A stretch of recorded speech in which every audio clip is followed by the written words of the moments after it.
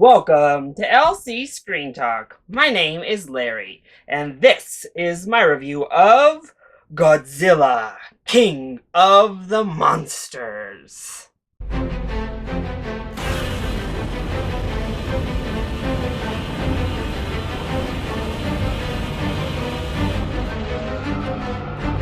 Here on the channel, you know we like to have full transparency, and here it is.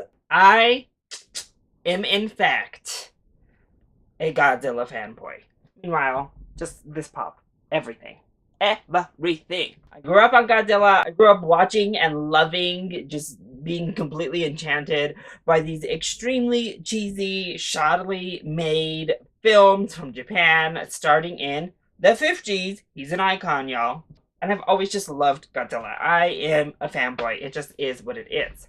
Now, this film follows two groups of people with two very different missions and ideas about what these monsters can do. And in that, we follow one specific little family and troop of folks as they navigate this ever-evolving battle between King Ghidorah and Godzilla to become the rightful king of monsters. So I really enjoyed 2014's Godzilla. Funny thing is, a lot of people didn't enjoy 2014's Godzilla because Godzilla wasn't in it a whole lot.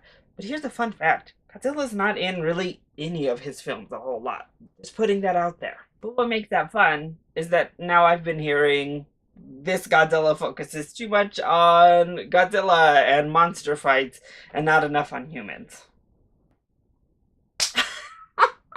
But regardless of what other people think or have to say, this is my channel, and I enjoyed 2014's Godzilla. I thought it was really well crafted. There was some lack in the human interest and these human characters at all, but I mean, it was worth the price of admission for that third act alone. I thought it built up Godzilla really well, and I was pumped. I'm gonna say, I do not think they could have marketed Godzilla any better. Each and every trailer that was released for this film was pretty much perfection. And those posters, oh my gosh, those posters were works of art. So my excitement was like through the roof. This was my second most anticipated film of the year, behind only Endgame. So what did I end up thinking? I had a blast. I'm just gonna say it. I had a lot of fun with Godzilla, King of the Monsters. That's not to say I don't understand why other people are not reacting as positively, but just for me, this was it. This worked. So let's go ahead and talk about the positives. Well, the monsters. The monsters are the biggest positive there is in this film. If you thought that the first film sorely lacked Godzilla, I think you will be very pleased with the amount of screen time he receives. If you're into fantasy and monster epics at all, I mean, come on. I don't think it gets much more epic than what we get to see on screen here. First, we already know it's happening. We get Ghidorah versus Godzilla, and it is amazing. Let's just say it. They continue to make Godzilla a really relatable character for this giant, humongous, like reptilian, godlike creature, but they find ways to just really connect us to him in some really touching moments. One between he and Ken Watanabe was one of my favorite actual human moments of the film, and I thought it was really nice. But behind Godzilla, my second favorite character of this entire universe, the entire original Godzilla lore, Mothra. And Mothra gets her time to shine. I loved Mothra in this movie. They gave me everything I needed from her here. From her entrances to her lore and her power. She was so majestic. The music that accompanied her, everything was so good. And then we had Rodan, who was a little bit more comedic, actually, than the other monsters, but I thought he looked great as well. I thought they all looked fantastic. Honestly, I think this movie looks fantastic. The budget is on the screen. Each monster is fleshed out really well, and in particular, what I think this film does so well is setting up these beautiful shots. We see plenty of them in the trailer, but there are these really, like, breathtaking moments, even amongst the fights, where we get into more intimate action, and then it undercuts with this like really pretty aesthetic that I was just like, oh, or we get this really cool moment where we play with a reflection for Godzilla that I thought looked gorgeous. And I personally really enjoyed that we continued the pattern from the 2014 film of getting some on the ground scope views. As a lot of the big battle is happening, we're humans on the ground like looking up at the monsters battling overhead as things fall and fly around. I think that's a really cool and inventive way of putting us into the situation and giving us just that extra bit of scope, how humongous and just larger than life these creatures are. Plus, the powers were amazingly realized. Ghidorah's lightning looked awesome. Godzilla's atomic breath always has been awesome. His roar was awesome. Just visually, I honestly think this movie was stunning. I also think from a sound design perspective in particular, this movie was amazing. Both sound editing and sound design were done so well. To get these sounds and these different pitches going throughout the film was really cool, really neat. The music itself, whether it was the original score or the callbacks to the original Godzilla themes, oh, they were interweaved so well. I like lost my mind actually in the theater a little bit. I was like geeking out when Godzilla emerged and they just play that original theme from the old films. It was everything.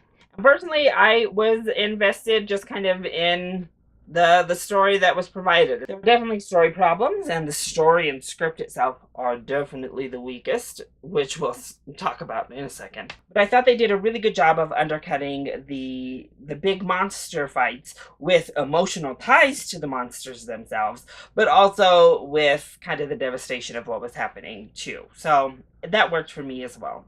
And I got to see this in IMAX. It needs to be seen in IMAX, in whatever, Dolby, whatever it is, Prime that you have to see it on. You need to just experience this film on the biggest screen you possibly can because it just completely engulfs you into the film itself. It's wonderful. From scope, it's beautifully done. What doesn't work so well when it comes to Godzilla, King of the Monsters? I mentioned it, the story and the script. It's actually quite a convoluted yet nonsensical story. Our characters are running around making really strange choices to get us into really odd predicaments, and the story just, we have to keep going to these weird extra steps to make things happen in the story that don't really need to happen. So a couple of the deaths here are very inconsequential because they were pointless. We shouldn't have even been put into the situation, but here we are. The acting is also meh at best, but again, I grew up watching those way overacted Japanese films and loving them. So I don't expect like top level acting necessarily when I go into Godzilla because again, I'm here for Zilla himself. But even the dialogue and the reasoning with the characters added on to that acting made our human characters not great. The humans! But here's the thing. I don't give a damn about the human characters when I go into a Godzilla movie. I'm just saying, y'all. Give me those Godzilla moments I crave and I need, and then add on top of them King Ghidorah and Mothra moments. I don't need humans at all. But y'all require them, I guess, to feel or connect, I guess, to anything. I connect more to the monsters themselves, so the human characters are just kind of there for me to provide scope.